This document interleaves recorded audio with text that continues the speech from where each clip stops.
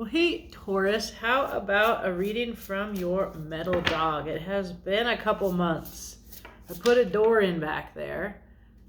It lets light in the day, but it's night here. It's pretty dark in my little living room. But you can see the cards here, and that's what matters. So I want to ask what's going on in the heavens and how it's affecting Taurus. So we've got the full moon in Scorpio here on the 15th and 16th. It is a full lunar eclipse. This is a big opportunity for transformation, to revisit previous cycles, some that go back as far as 2014 from what I understand, but you might look into that with astrologers who know better than I do about that stuff. I'm just going to ask the cards, what's happening for you in this lunar eclipse. And then we've got a couple of relationships with other planets. We have a hard aspect with Saturn to both the moon and the sun. It's square over there in Aquarius. And then we've got Mars and Neptune in lovely trine relationships with, let's just say they're nice. And then Mercury went into retrograde. So are you having technology problems? Communication problems. Unless you're born, when you were born, Mercury is in retrograde, you might feel more comfortable. I learned that recently.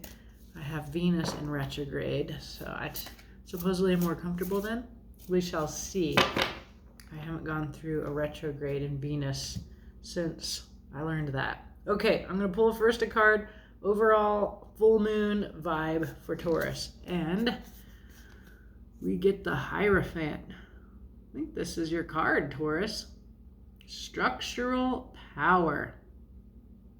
Very much seeking of the divine, looking towards the big love, the big concept here, or perhaps letting go of it.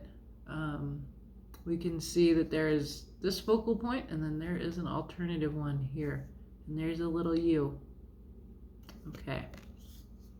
We'll find out more. On the bottom, we get the Muse of Emotions. This will be like the King of Cups. Emotional maturity, but also, you can see the outpouring from the heart, but also silently drinking from their own cup here. So this is a king who listens, the muse who listens to the people in the kingdom that they live in, all right?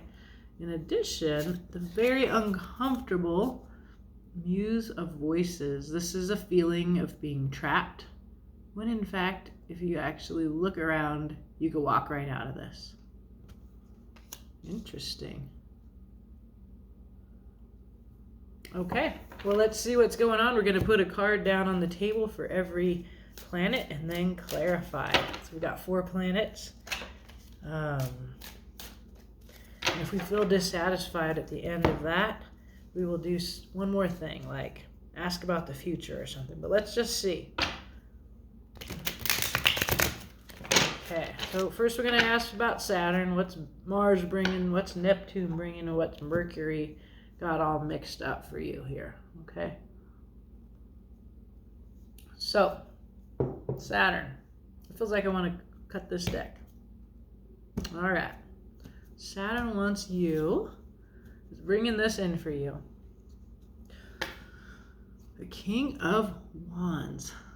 This is you knowing what to do, feeling confident. Saturn tends to be a taskmaster. It wants you to go into action and be the leader of your life. That's awesome. I did a quickie Taurus reading just to sort of sample how this might go before this, and you and Saturn are working well together in both of these readings. Saturn is demanding of you. You are up for it, Taurus. Okay. Mars, who you would think might come in with this kind of activity, what we learn that the difficult relationship with Saturn can be resolved with Mars, giving you courage and bravery. And here you are with a messenger of love, the classy love offer of the Knight of Cups. Wow, this looks to me like you leading from your heart. This is what Mars is helping you to do. You seem to be in very good shape so far, Taurus. Now, what does Neptune, planet of imagination, dreams, illusions, and deception sometimes, a secretive, mysterious planet. Looking over here at my cheat sheet. Neptune says there needs to be a little go alone and look to your own sense of truth, your own inner light. That's interesting. It seems in conflict with Saturn, indeed, that challenge for you to go out, go forth, be the leader of your life, be a freaking king of wands. And Mars, which is kind of giving you the mojo to come forward with your heart. Neptune says, hold back a little bit, Taurus. And then finally, what's Mercury bringing? The Lovers. Wow, a choice. It can also be true love on all levels. So, planet of communication in retrograde.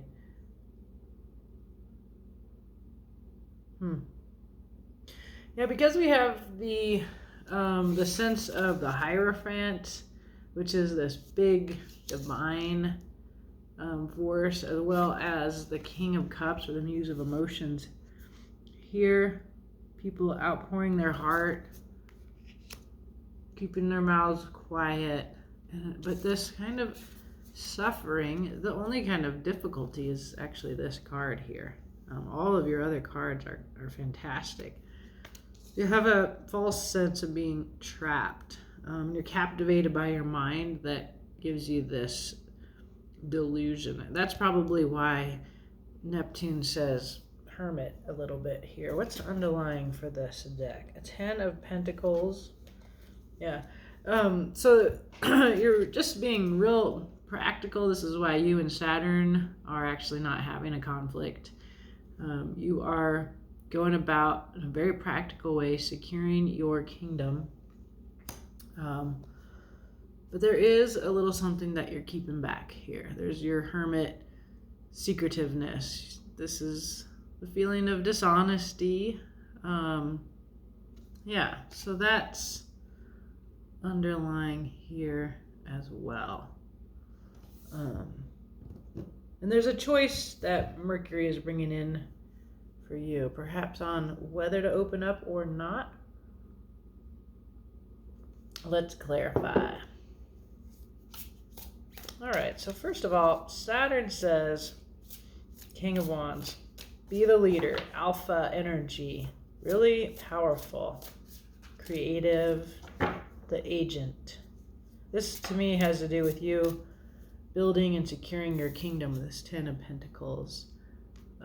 There's, you're an earth sign, so that home, that wealth, that abundance, it doesn't have to be in the 3D, but we tend to think of it that way in the tarot. It can also be the abundance of the heart, which is here as well, because you have both the Muse of Cups and the Knight of Cups coming in with your action planet, Mars.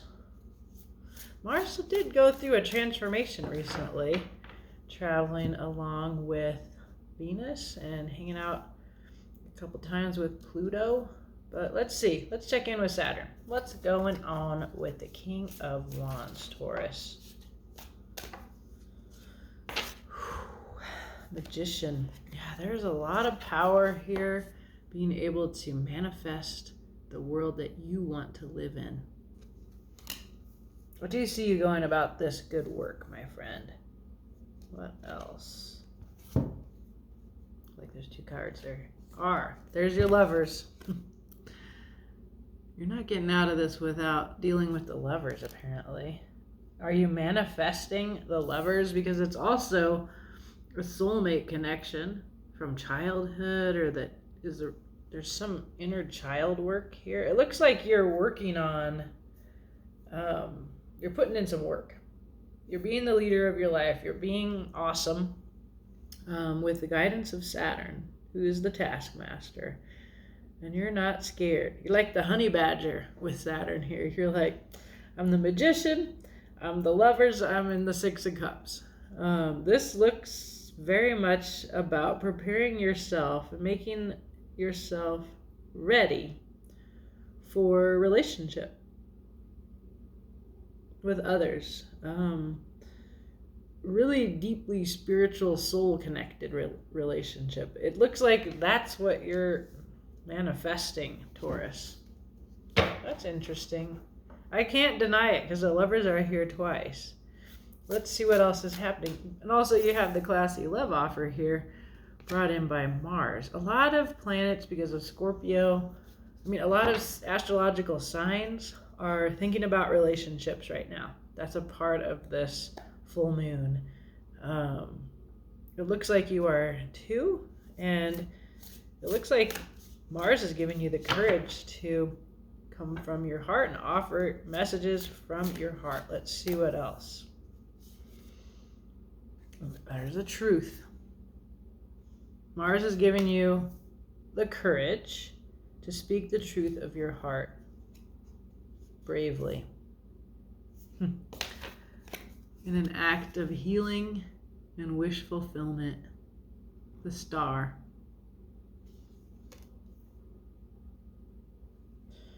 And there is a Queen of Swords here. Also, to have clarity on whether you want people in your life or not, and be able to act cleanly, clearly, and really not in opposition to your heart, but from your heart. She looks sad and she looks tired to me. The Queen of Swords. Is this you, or is this somebody in your life? This would be a person that is very powerful, very honest, very decisive, and good at cutting people out of their life. And I always feel protective of swords because they're air signs, and air is associated with blood, which is warm, not cold. It's associated with spring. This season is the season of air. And so I always want tarot readers to recognize that the Queen of Swords, she does have a heart. But when she acts from the truth under her heart in a way to heal, the clarity that she can bring can be very healing. So that's what I feel Mars is going to equip you with, the ability to do this, to tell the truth of your heart in a way that heals and brings clarity. I hope that is true.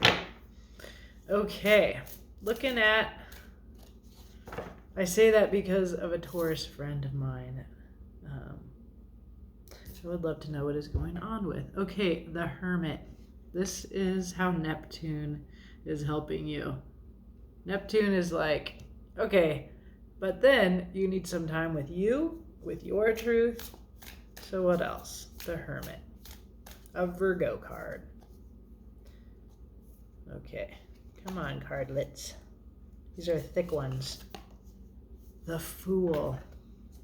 Starting out on a new adventure, the beginner taking the leap of faith, walking along these little stones on a path that seems very clearly laid out to you. You can see all of the moon, the half moons in the background, lots of astrological energy back there. This is a dreamy Neptunian feel for sure. The Wheel. Things are turning. Fortune is turning in your favor. There the stars are. The little spider has built her web. She's sitting in her web watching the stars, feeling the turning of fate, the divine. This is where we get you in deference to the divine.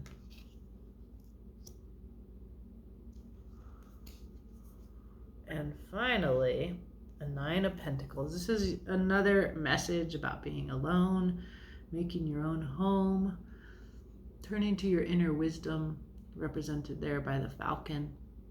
Nine of Pentacles is a solitary energy. It looks to me like what Neptune is helping you to dream and imagine for yourself is a home. That you're going to walk this path. It's taking you somewhere. Fate is turning in your favor.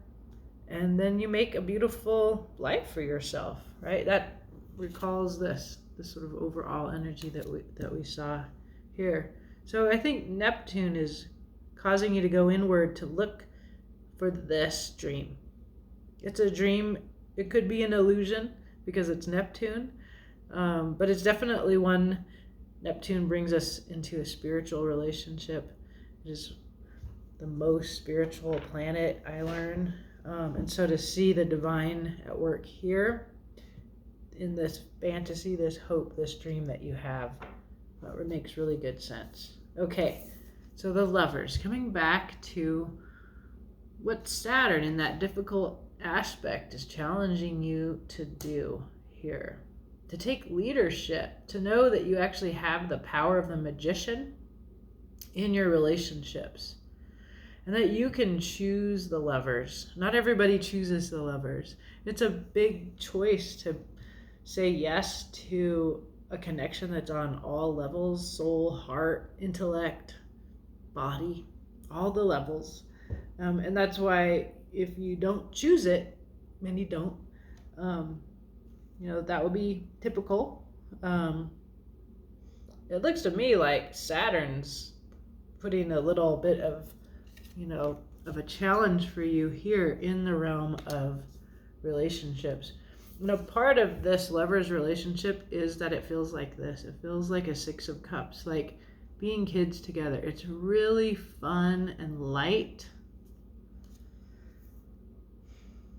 This is what you want. The Magician is here, able to manifest this, suggesting to me that you're manifesting this somehow, or you've somehow brought this into your life. And Saturn is challenging you to make it real. I don't know. Let's see. It seems a little bit like there might be some miscommunication in this realm because we got Mercury screwing everything up here, right? We just love when Mercury's in retrograde 3 times a year. Not for long. Also, when planets go into retrograde, you kind of get to revisit that realm. Like, how has your communication been? Mercury's going to take you back over and cause you to review that. Okay, the 10 of Swords. Wow. Painful conflict between heart and mind. An ending of this, hopefully. 10 of Swords is like, ouch. What has happened in this 10 of Swords?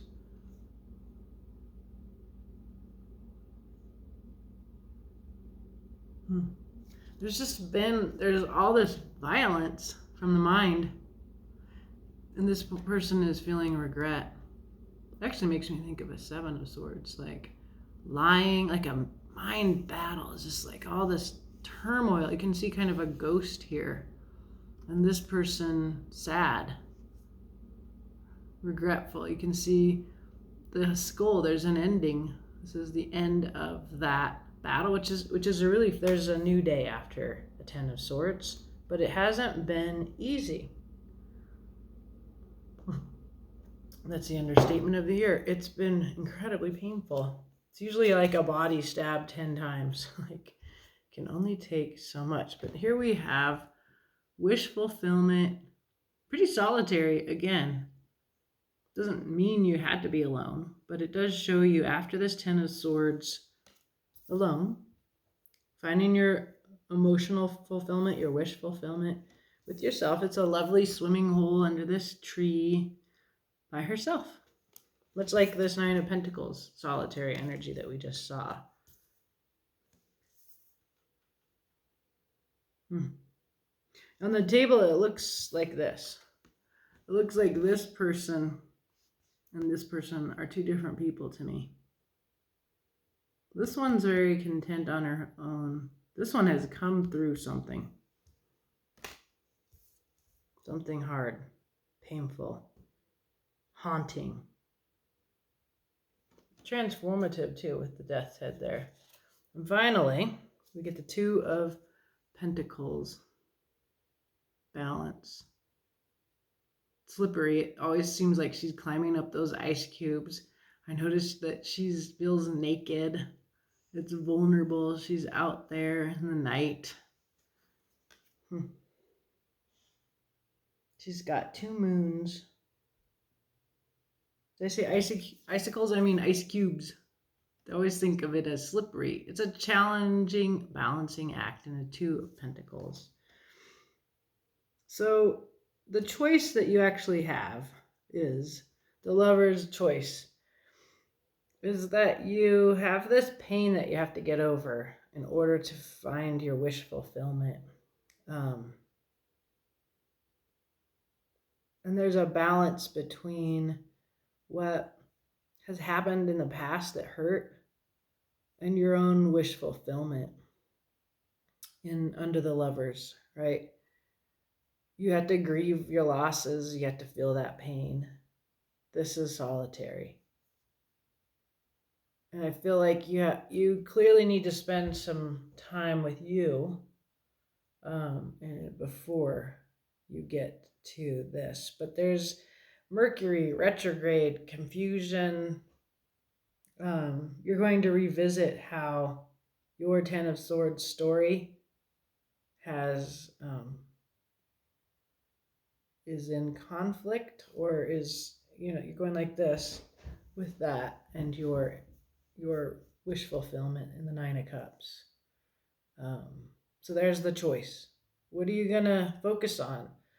The violence and the hardship and the pain that's over? Or this beautiful place that you find yourself in now?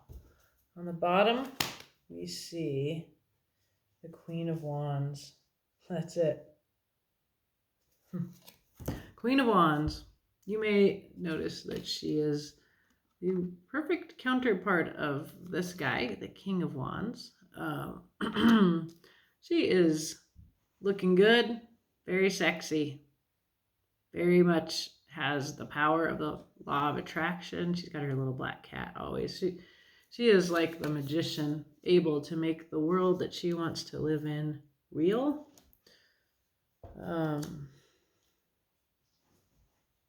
The place where I see this coming up here, this is what Mars is challenging you to do.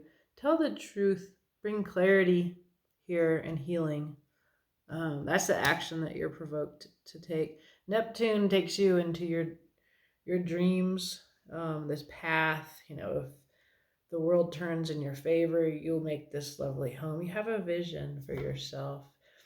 Saturn is challenging you in the realm of relationships. So is the moon. Going to challenge all of us in our relationships. The moon in Scorpio and the eclipse.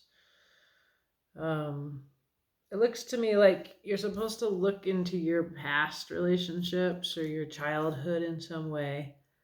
And that really for now, although you definitely seem to be in a place where you're thinking about love, being challenged to think about relationships, I really do see you needing to do some work before that, and that you even are just really in the nines with you doing you. And this has to do with past pain. You're not ready to talk about it. I get that because you have a Seven of Swords, but Mars is going to help you open up about it. And you just, like, when this is you, when you're this awesome, you need to know that you're that awesome. And you're feeling this struggle of the Eight of Voices. Tells me this tells me your head is a little bit of a problem. But really, for the most part, this is a really beautiful emotional process with you and you. And divinely supported, full of aspirations and beauty, Taurus. So I hope this message is useful to you, and do let me know. Have a beautiful day.